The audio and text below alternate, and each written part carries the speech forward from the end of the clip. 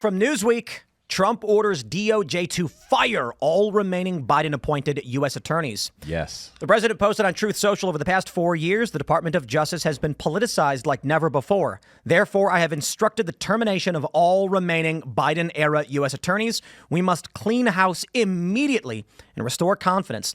America's golden age must have a fair justice system that begins today. I'd like to imagine that Donald Trump was taking my advice when I said last week he's got to splinter the intelligence agencies into the wind and reform them because we cannot trust the people who weaponized the government against J6ers and against the president himself. I'm kidding, by the way. This was always his plan, and I'm glad he's enacting it. You're 100% right, man. I mean, as someone who's gone through this stuff, and I was talking about it earlier, my court date was the 21st of January. And we asked and we petitioned multiple times to get it just pushed out because we knew Trump was going to do this.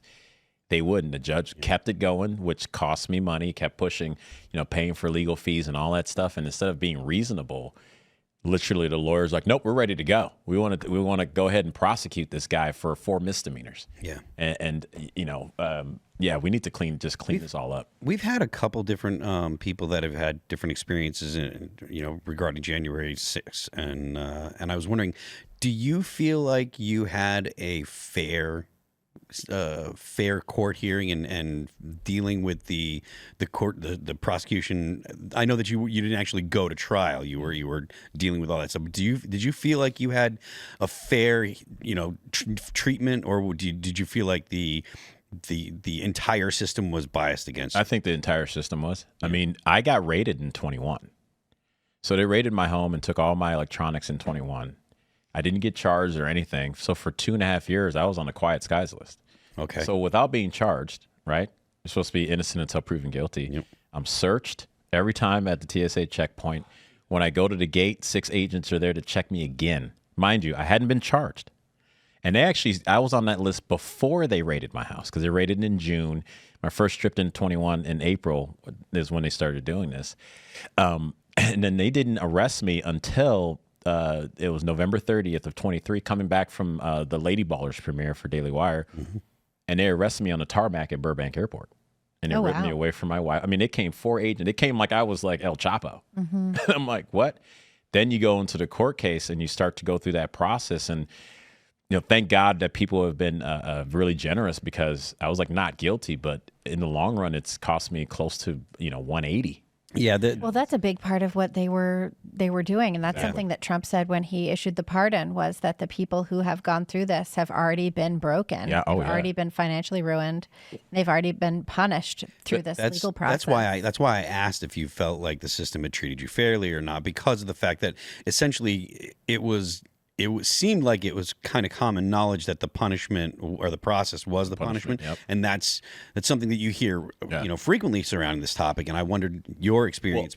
Well, and like I said to you earlier, we told the judge, we're like, look, hey, he's going to do this. Yeah. Can we just push it out and just kind of leave it alone till April, right? She said, no, nothing's official yet, meaning that I would have to fly myself, my wife, and my child out to D.C. We had to get a place. We had to rent a car, all these things during inauguration week at that. Yeah. So everything's up. So that's part of knowing that's what we're going to do. And at 9 a.m. on the 21st, they're like, all right, case dismissed. And you're like, oh, I could not afford to not show up. Yeah. And then all of a sudden, that's the thing. There's a viral clip, I think it's Chris Matthews, and he's saying, look at what Trump does when he gets in. He pardons all of the insurrectionists or whatever, showing us whose side he's on. And I'm just sitting here thinking, like, Trump is effectively a J6er himself. Yeah. Mm-hmm. Yep. They were trying to put him in prison the whole time. They tried to put him in prison again, and they were using everything that happened on J6 to call him a traitor who committed sedition and insurrection. Right. So they could destroy his life, raid his home. So when he went to pardon the J6ers, I don't think he was really, it wasn't from an outside perspective. It was literally from these people attacked us. Yeah. And so now he's firing them all. Well, let me give you an example because I know you've been swatted. And 13, 15 times. And you can relate to, honestly, guys, the amount of just abuse that it feels like when you have your government kick in your front door. Yeah. We never had any doors get kicked in. Just people showing up in that way. But they came in so heavy, 15 agents with guns, ARs, in my face, in my 3 and 6-year-old godson's face. That's so crazy. For 71 seconds in a doorway.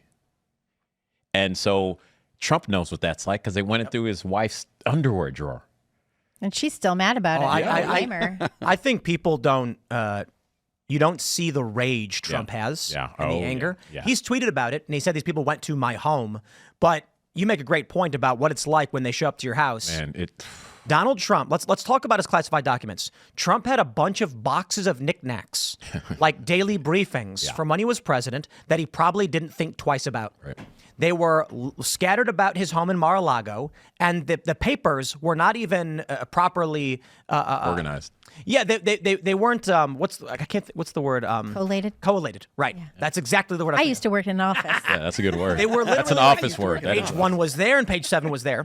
The feds came in, collected them all, put them on the floor, and then took their own handmade confidentiality forms and put them on top, and took a picture, staging the evidence. Mm-hmm.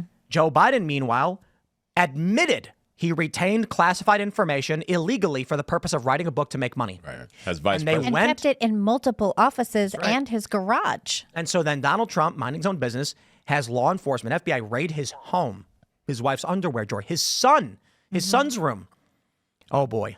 I don't think we've yet begun to see the rage that is Donald Trump's revenge and retribution. Well, it's interesting, this firing of all of these attorneys, because we recently saw 7 prosecutors from the Southern District Court of New York resign over the dropping of the Adams indictment, which I thought was really interesting and definitely precedes something like this, where he's like, if everyone's just going to be against what we do in the Department of Justice, then you can all just go home. That's also fine. Right. I think actually some of these people who are resigning, I think that's the precursor to something else that's coming. Yeah, that's an interesting point. They do think that Adams is guilty. They do think they had enough evidence for him. Well, I think So when the Adams stuff was coming out, the turkey stuff, people were pointing out that it was like marginal stuff you often see from a lot of very marginal politicians, and it was kind of just like, really? I got to tell you. There are stories that I know of where the FBI outright said $1 million doesn't move the needle. They're not. And well, think about it. You've got criminal cartels trafficking to the tunes of $1 billion industries. Right. You've got hundreds of millions of dollars being trafficked across the border, every year. Does it really make sense the FBI is going to be like, what are we dealing with here? What was like $100,000 or something? Yeah, and so, a lot. Well, there's a question of whether or not we tolerate these kinds of things. It really did look selective. Yeah, it was. Yep. Of course it was. The Adams thing. Well, he was on his way. You mentioned 2022 when he started criticizing the Biden administration. He was on his way to D.C. to meet with other blue city mayors to talk to Biden about immigration and the border crisis. Yep. And as it like somewhere in Delaware or whatever, he had to turn around and go back to New York because one of his aides' homes got raided in Brooklyn. And then Biden was able to hold the joint roundtable meeting with those blue city mayors, all going, Biden's working really hard. He really cares about us, you guys. He's doing his best he can. Yeah, I call it evil. That's a good word. That's a great word for it. So he was the only guy that was going to actually stand up and. He was the only one. I mean, who else was going to do it? You know? Well, apparently he's the nobody. One. Nobody. Well, it just seems like you brokered a deal with Trump, and that's fine. That happens all the time. But I think to the point. That's what the DOJ said. But what's coming is these people who have resigned, these people who have just been fired. I'm saying there's something coming for them.